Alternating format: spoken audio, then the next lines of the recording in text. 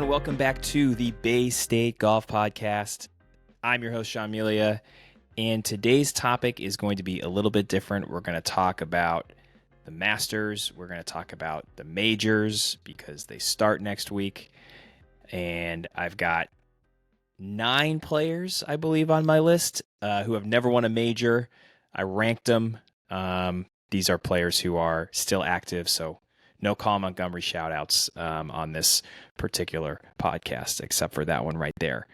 Before we jump into that topic, and then I'm going to share a little story from when I got to go to the Masters, just want to put a very quick plug in. Please subscribe, rate, review this podcast if you're watching it on YouTube, if you're listening to it on Spotify, Apple Podcasts, wherever.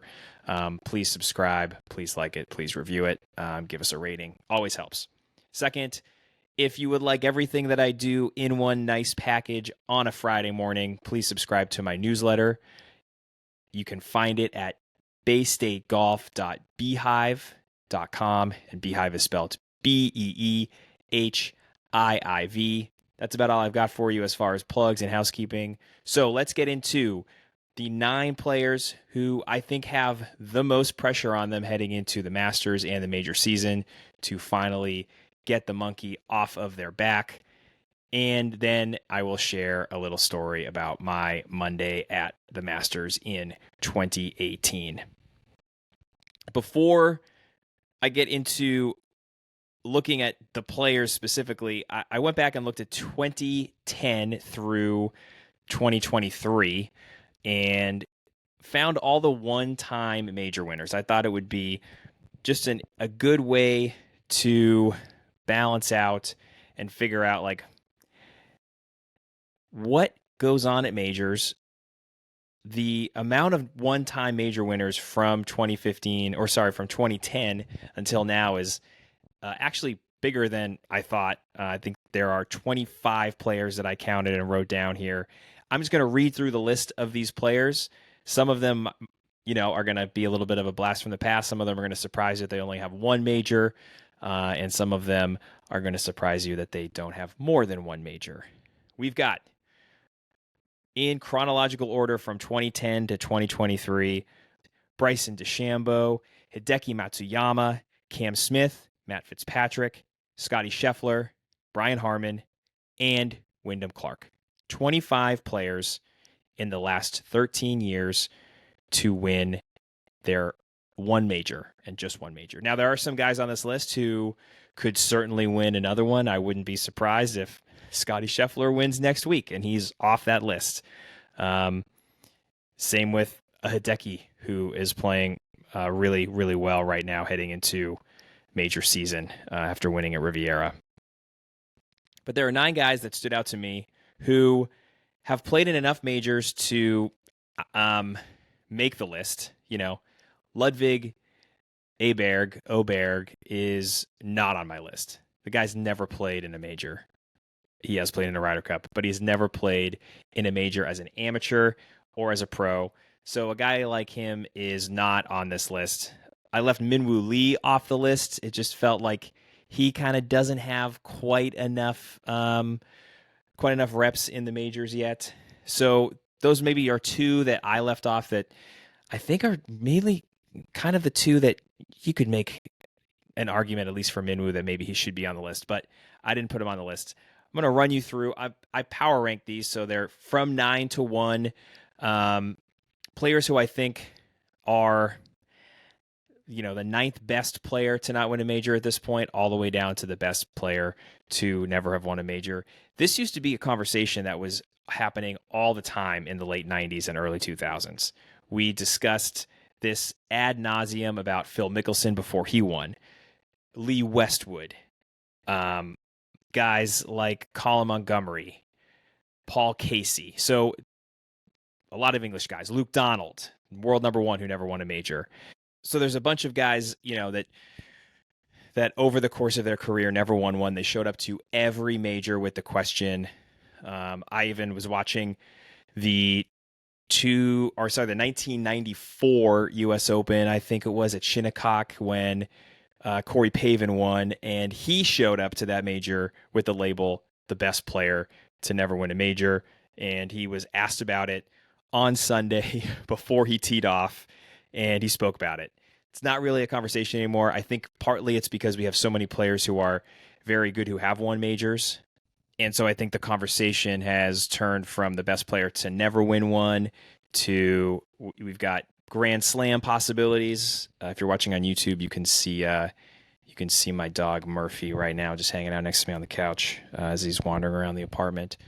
And just the fact that we have Rory chasing the Grand Slam, Jordan Spieth chasing the Grand Slam, believe it or not.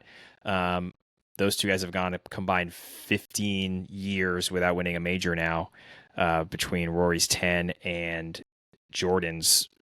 It's been 7 years now almost, so that's 17 years. And Phil Mickelson at the U.S. Open, like there's other conversations that are happening, and maybe people aren't that interested in this. I still kind of am. I think it's a big deal. I think getting one still matters. Obviously, getting that second one, it can certainly solidify a legacy. But let's talk about my number 9. He kind of resurrected himself this past year. He might not have made this list if I was doing this last year because he was so out in the woods, in the wilderness. Rickie Fowler, who has a ton of top 10s in majors. He finished T5 in last year's U.S. Open. He finished T8 in the 2021 PGA Championship, which was the one that was held at Kiowa that Phil Mickelson won and kind of locked up his sixth major and his legacy, oldest person to win a major and all that good stuff. Rickie Fowler in 2014 finished T5 in the Masters, T2 in the U.S. Open, TT in the Open Championship, T3 in the PGA Championship. And everyone thought he's going to win a major. It's just going to happen. It's inevitable. He's too good. He's too talented. He's in the mix too often. And he kind of, fell off the planet. Was in the final group last year on Sunday and I believe Saturday at the U.S. Open. I was traveling that weekend and did not get to watch Saturday or Sunday, which was not ideal, but I was traveling for my brother's wedding and we were in Ireland, so time was ahead, and the hotel room that we were staying in had no Sky, so I could not watch it. But I believe he was in the final group. So he's back on this list.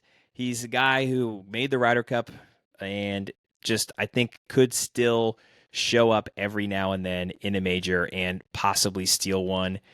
Maybe a little Sergio win like Sergio had in 2017 at the Masters. Sergio has won a Players, much like Rickie Fowler. Sergio won this Players in 2008 and then took him 9 years to get his major. I think Rickie's kind of coming up to that same little time as far as from his Players to possibly winning a major. So he is my number 9 on this list. Number 8, I really hope there's 9 guys because I'm counting them down like this. Number 8 is Tony Finau. Tony Finau might have already had his peak as far as his time to win a major. Like his door might be closed. There's a statement that Padraig Harrington made on the Golfers Journal podcast that has stuck with me. He talks about players peaking and having about 18 months to win majors. It's really the window for most guys, unless you're a Phil or a Tiger or a Jack. Even if you look right now at what Rory did, it was a very small window. Harrington won 3 majors in the span of 13 months. And so he understands this more than anybody. And he was talking about JT as well, and he said he thought that JT hadn't peaked yet because his 2 majors are so far apart that his best golf could possibly still be in front of him, which was fascinating to me. As I look at Tony Finau, he could be a player who has already missed his chance. We just talked about Rickie, maybe very similar as far as just their ability to win a major at this point. He had a run from 2018 to 2021 where he had 9 top 10 finishes.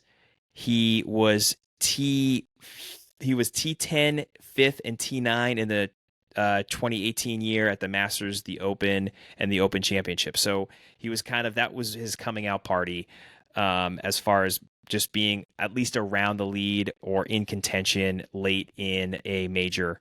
Then he finished T5 in the Masters that Tiger won. He was, again, very much in the mix and was part of that 12th hole mess where everyone just kind of bowed down to Tiger, and Tiger won the event really at that juncture at Amen Corner. But Tony Finau went on to finish third in the Open Championship that year. And in 2020, he had two top 10s. He finished T4 in the PGA Championship and T8 in the U.S. Open.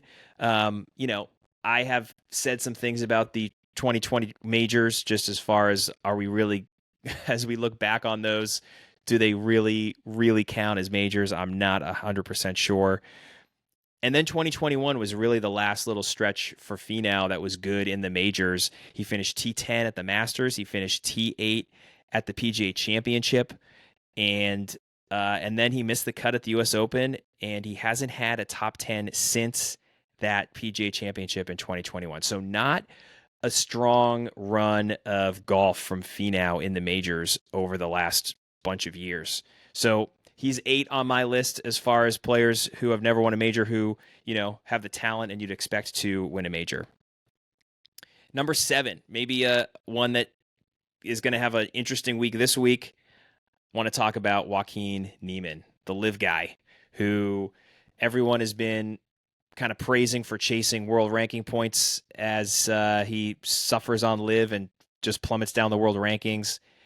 But he has never had a top 10. His entire Wikipedia is just blocked out gray if he didn't play in it, cuts, and just a whole bunch of T20s, 30s, 40s, 50s, 60s. Just no top 10s and a smattering of top 20.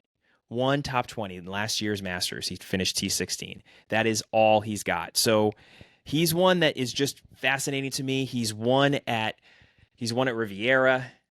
He has, played really well this year. So he's number 7 on my list. He might, after this week, wouldn't be on this list if he doesn't have a good week at the Masters. But I'm trying to give him a little bit of credit. He's going to be talked about this week.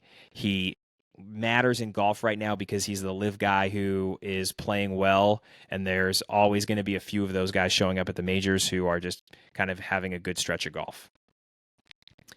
Next up on my list is Max Homa, another guy with very, very little yellow on his Wikipedia.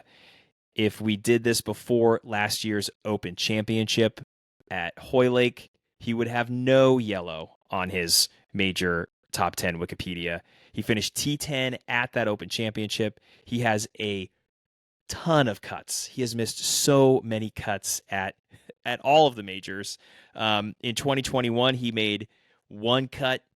And then in 22 and 23, he has made 6 of 8 cuts, but really hasn't done a ton as far as competing. But the guy is a top 10 player in the world. He's a great ball striker. There's just something missing that you think he's got to be able to break through.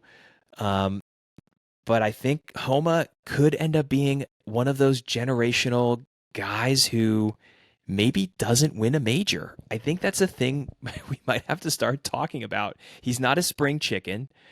He might be 31, possibly soon to turn 32. So, people call him a late bloomer. He struggled in his mid-20s. He was an awesome college player. There's a bunch of stuff there that lines up with, he should win a major. But when, you look at the 90s and the 2000s and you think about some of the players that didn't win, some of them have elite ball striking talent and their putter let them down. And he's worked hard on his short game and his putter, but Max Homa could be a guy who in 10 years' time, when he's in his early 40s, has never won a major and has a ton of PGA Tour wins and has won a ton of money and just can't break through and win a major. It would not surprise me. It also wouldn't surprise me if he wins 2 majors. But looking at his record and looking back at other players who just couldn't win a major, Homa seems to kind of fit that mold a little bit. Next up, just a baller in the majors and not really a phenomenal PGA Tour player. He has one PGA Tour win, not really a contender, on a week-to-week basis, but it seems like hard golf courses bring out the best in Will Zalatoris. Since 2020, he has 6 top 10s. He has 3 runner-up finishes. He finished second in the Masters in 21. He finished T8 in the PGA Championship in 21. And then in 2022, he ripped off a T6 in the Masters, a second at the PGA Championship in a playoff where he lost to Justin Thomas. And then he finished T2 in the U.S. Open at the Country Club in Brookline, just narrowly missing a putt on 18 to get into a playoff with Matt Fitzpatrick. So he had just an incredible run there. He didn't have a great Open Championship. I'm not quite sure if he's Open Championship golf material. He's only played in 2 of them, or he withdrew and he had a T28.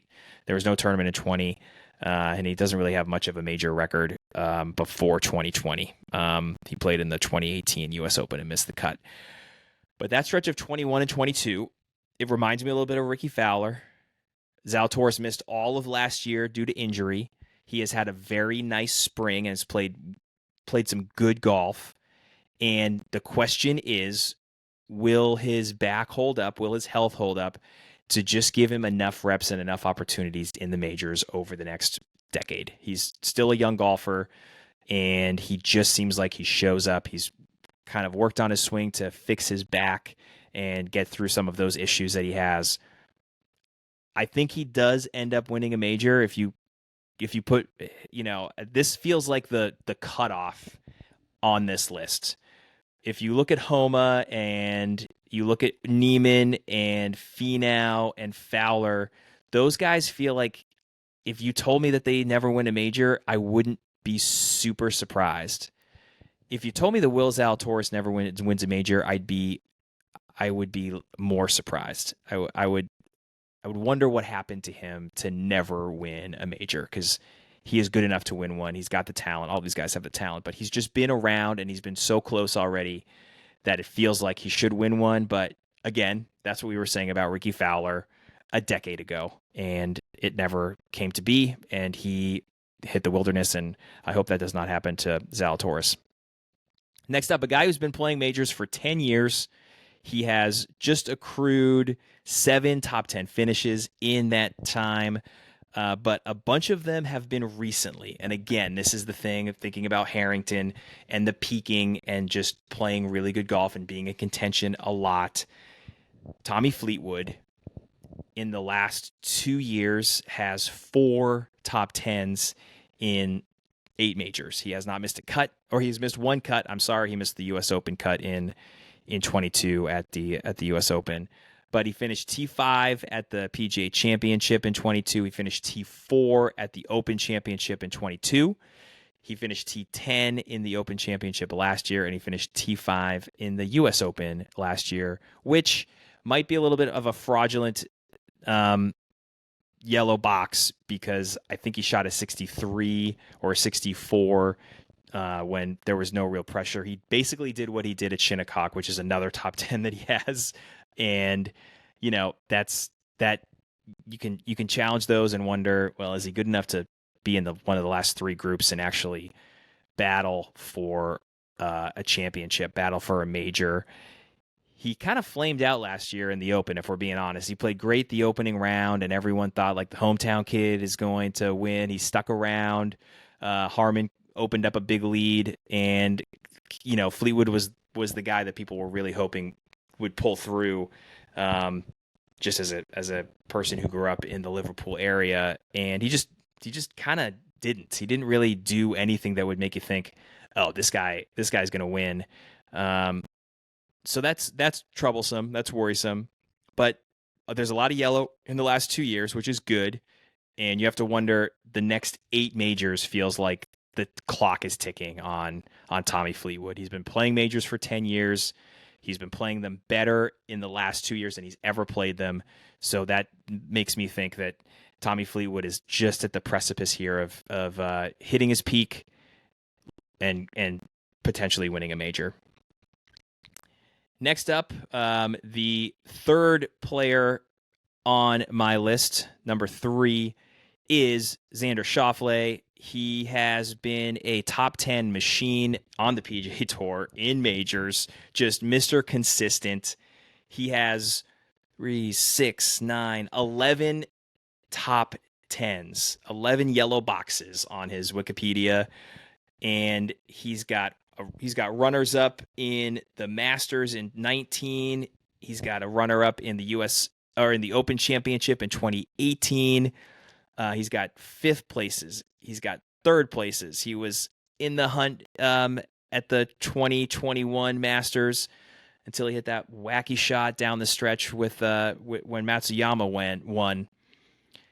I think for me, the one that makes me worried about Xander was last year in the U.S. Open.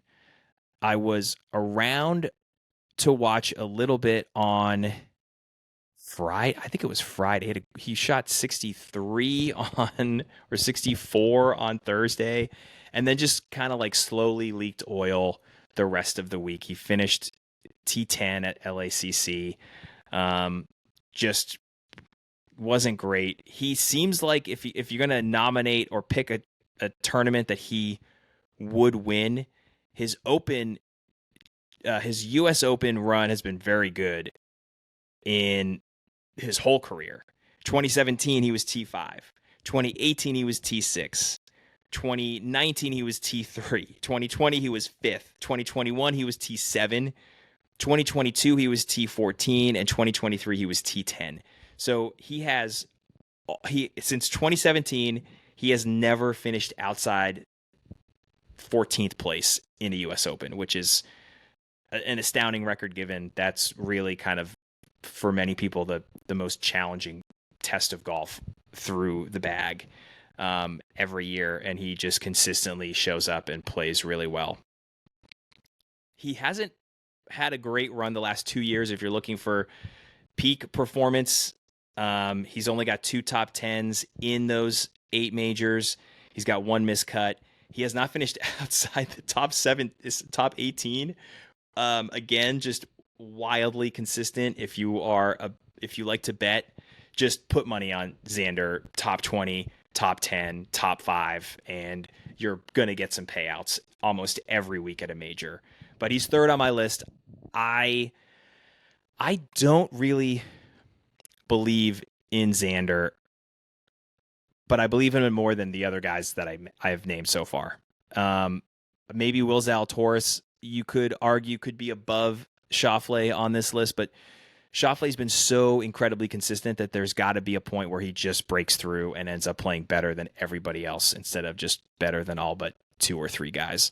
So Xander Schauffele is number 3. Number 2 on my list is a more of a fresh face, a guy who was an amateur in 2019 and won low amateur in the Masters and the U.S. Open. The guy finished 12th in the 2019 U.S. Open as an amateur. I'm sorry, yes, he finished 12th as an amateur, which is phenomenal. Viktor Hovland, who, this isn't to say that he's going to win this year. I think he's the second best player right now to have never won a major. And I think at some point in his career, it would be crazy to see him not win a major. It just feels like the guy has so much talent. He got himself into the hunt. He kind of figured out the short game stuff. Now I'm a little bit concerned with his leaving his coach and creating some of that angst in the middle of, a pretty hot run that he was on, winning the FedEx Cup, shooting incredibly low scores throughout last summer and fall. Sure, like firing Mayo and really starting to work through some different things. I know that part of this is the long game versus the short game for golfers, and Hovland is young enough right now to make significant changes to his golf swing, and he's still talented enough to make enough money, and his status is fine, and he can afford a year or two. That's kind of the beauty of winning on the PGA Tour and making enough money that he's kind of comfortable right now that if you're going to do it, you do it now. that means for me, I don't know if he's going to be around this major season very much. Maybe towards the end of the major season. I don't know how he fits at Valhalla in May or Pinehurst. I think Pinehurst, if his chipping isn't tidied up or isn't feeling as good as it was last year, that place could eat him up. Or it could be like he treated St. Andrews, where he finished. What did he finish at St. Andrews? He had a T. What was he? Fourth. He finished fourth in 22. Apologies for rambling there a little bit. He finished fourth when Cam Smith won. He was in the final group with Rory. They both just decided to spin their wheels and play golf in third gear for 18 holes at St. Andrews, and Cam Smith was had the pedal to the metal and caught both of them and blew past them. But he putted a bunch that week, and maybe he does the same thing that Keimer did. Like that's a very realistic possibility that he hits the ball great. When he misses greens, he misses them in places where he can just putt up and make a par, and he ends up winning a golf tournament that way. Certainly possible, but I'm just not 100% sold on Viktor this year, but he is absolutely, for my money, the second best player right now to have never won a major championship. And lastly, Patrick Cantlay, who has been really surprisingly poor in majors over his career. He is so good. He has slowly kind of worked his way into contention a little bit more. He almost ruined the 2019 Tiger story. He was leading. I think he was leading after he finished his 12th. He finished the 12th hole, but he was well ahead of Tiger in the final groups. But there was a world where Patrick Cantlay finishes 13 through 18 strong and wins that golf tournament. Instead, he kind of petered out. He finishes T9. The PGA Championship that same year, he finishes T3. And then he just like goes off and has a horrendous stretch of majors from the 2019 US Open all the way through to the 2022 Open Championship. And in that Open Championship, he finished T8. PGA Championship in 23, he finishes T9.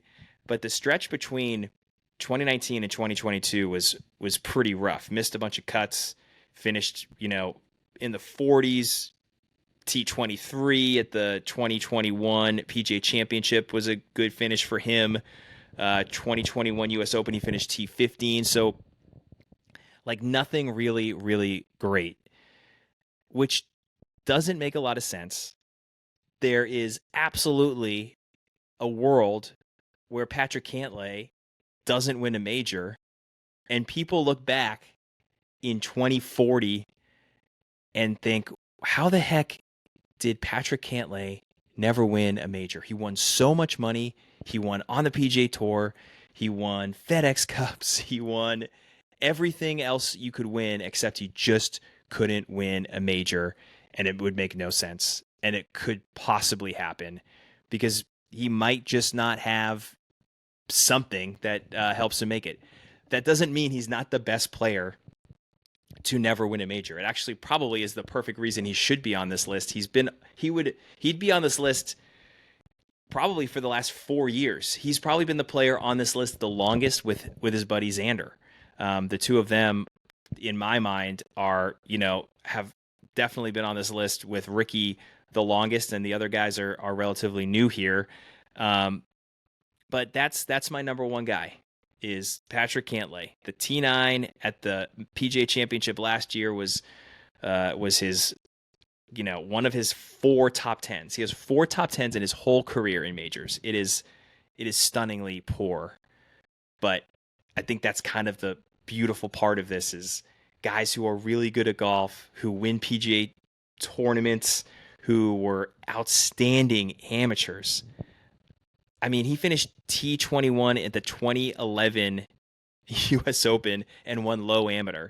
He was low amateur in the Masters in 2012 when he finished T47, but he was low amateur. I mean, the guy's been playing golf in majors for 13 years. He had a very long stretch from 2013 to 2017 where he didn't. He had back problems, and that's all been pretty well documented.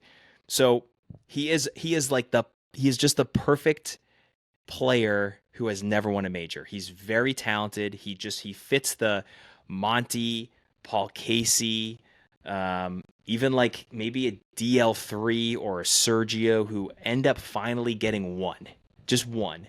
I don't see Cantlay being the kind of guy who wins 2 or 3 after he gets one. I think he might just get one. He might be a one major guy. But right now, in my estimation, he is the best player in the world to have never won a major championship. Okay, sticking with the Masters professional major theme this week, I wanted to read my newsletter essay story that will be in Friday's newsletter. So if you're a newsletter reader, you can just get the newsletter this week. Always check out the newsletter anyways for my favorites from the week, things I've eaten, things I've read, things I've watched, drinks that I've had that I've liked. And I always write a little essay at the top. And because it's the Masters and I've been to the Masters once on a Monday, I thought I would read what I wrote about the week with my buddies. And I hope you enjoy it. And this will kind of wrap up the podcast. So just a few minutes of me reading and reminiscing about a really fun Monday and weekend in Columbia, South Carolina, and Augusta, Georgia. Sometimes you just have to know the right people. In 2018, a college buddy won the Masters lottery. It was the first year a group of us made a promise that if one of us wins the ticket lottery, then we all win the lottery. Beginner's luck indeed. At this time, I was a teacher with 2 personal days in my holster for the entire year, but I couldn't use them consecutively. The Monday Masters ticket was one of the days I could make this trip work. Tuesday, Wednesday, or Thursday would have left me in the lurch. Over the months, we giddily planned how we were going to take advantage of this rare opportunity. We'd fly to Columbia, South Carolina on Friday, play golf on Saturday and Sunday, and then head to Augusta on Monday. Now, a Monday ticket might seem like the worst of the week. Few golfers arrive on Monday, so the course is pretty empty. That was fine with us. We wanted to see the course. The players were a bonus. Our Friday arrival was staggered as we were coming from a few different parts of the country. I was the final piece of the puzzle, and I directed my cabbie to take me directly to the bar where the other 3 guys had gathered. It was the type of bar that if I had inspected it further, I might have found a mechanical bull in the back. It was loud with noise and neon. Bartenders wandered around with vials of booze. A cold domestic beer was placed in my hand quickly. The weekend had begun. Needless to say, 4 quote-unquote Yanks in their 30s at this establishment stuck out like a brown patch of grass on Augusta's 12th tee box. A youngish couple approached us and started scream-talking to us, not out of aggression, but out of necessity. We never got the guy's name, but we nicknamed him Chad or Brad or some fratty name that fit him like a glove. We discovered that Chad was attending the Masters on Monday as well, and he encouraged us to meet him at a specific location at a specific time. We did not take him up on the offer. I was able to go straight to the bar from the airport because I had entrusted my clubs to Shipsticks, the convenient way to travel. Not. According to the shipping update, my clubs were chilling out in North Carolina on Friday. It didn't seem like my clubs were going to make it. It was one of the few golf trips where it didn't really matter. There's nothing quite like renting clubs from courses that are ill-equipped to rent clubs. A set of Strata clubs was produced from the back room at one of the courses that we'd be playing twice that weekend. Regular shavs and a bent putter made a hard game even harder, but it didn't really matter. The golf was a bonus compared to Monday's date with Augusta National. One golf trip tip. You're going to want to play too much golf. Find a game that can limit the stress on your body. We played a great two-man scramble and rotated teams every 6 holes. Each player tallied how many holes they won over the 18. It was a good time. On Monday morning, we met in the hotel lobby, ready for the day, like kids at the top of the stairs on Christmas. Arriving at Augusta National is an odd sensation. You park for free and follow a long road before reaching your ticket gate. Having watched so many Masters tournaments on TV, it feels like you've stepped into Universal Studios. It doesn't feel real. The cleanliness and efficiency give off Disney World energy, smiling employees, short lines, and a sense of wonder. The prices are unlike Disney World, though. Everything you can eat or drink is cheap. Like, when I was your age, I could see a film for a nickel cheap. After ransacking the merchandise tent, not cheap, we decided to walk the course backward. A bonus of going for a practice round is they allow patrons to bring cameras in. No phones are allowed, though. And once Thursday starts, there's no phones or cameras allowed. So I was able to take photos along the way. As we walked, we began to run into players practicing on Amen Corner. Bubba Watson was out hitting chip shots on 11. We found base stater Matt Parziale playing a practice round with Rory McIlroy. Parziale won the 2017 U.S. Amateur to earn his spot in the field. An incredible accomplishment. Matt, one of the guys with me on the trip, frequently plays with him at Thorny Lee, which made seeing Parziale even more memorable. Pars made headlines as the firefighter from Brockton. Later in the week, he teed it up with Tiger Woods in another practice round. We followed Pars for a bit and then made our way to 16, which is a cool tradition of guys skipping shots across the water on the par 3. The entire time, the 4 of us kept having small pinch-me moments, whether it was biting into a pimento cheese sandwich for the first time, taking in the 12th hole, or thinking we'd seen Peyton Manning wandering around with some green jackets. It wasn't him, but that's the kind of headspace we were in. It seemed completely normal that Peyton Manning would be wandering around Augusta National. What else would he do? As the day wore on, we began to check our watches because we all had flights that night. Work beckoned on Tuesday morning. Augusta National had one last treat for us. There was a buzz beginning that Tiger Woods was on the property and might make it out onto the course. Tiger is famous for playing practice rounds outrageously early. If Bridgestone could make a reliable glow-in-the-dark ball, he might get his reps in at 3 a.m. So to see Tiger Woods sauntering down the second fairway as we made our way across the course and back towards our car was that last bit of Augusta magic, because he had not played in the Masters since 2015, missing the 16 and 17 editions with back problems.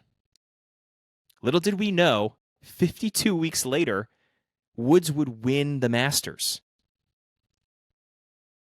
As we stuffed our luggage with oodles of goodies from the merchandise tent, which is not a tent at all, we tried to process the last 3 days. From loud bars, to 63 holes of golf, to drinking too much, to meeting Chad, to waking up before the sun on Monday like children on Christmas, we had reached the "it's time to clean up the wrapping paper" segment of the experience. There's an email I typed up that on the plane that night that captured as much as I could from the weekend, and it resurfaces every year around this time among the group of guys I went with. That's what a Monday at the Masters can conjure up. I have no idea if I'll ever return, but I know as long as I'm able to, I'll put my name in the lottery and hope the ghost of Bobby Jones is on my side. Thanks for listening to today's podcast. Please rate, review, subscribe. Please head over to Beehive and subscribe to my newsletter. You will get everything in one nice, tidy place on a Friday morning. If you liked that master's essay, that's the kind of writing that's in there every Friday. Try to tell a story about golf or something about my life and always tie it back to golf. So I hope you enjoyed it, and I will see you next week. We'll have an early podcast on Wednesday with my buddy Burke. We will, as always, do our major predictions and our major podcast preview. So looking forward to doing that one. And then we will also have another one on next Friday. So it's a two podcast week next week. And until then, hit 'em straight.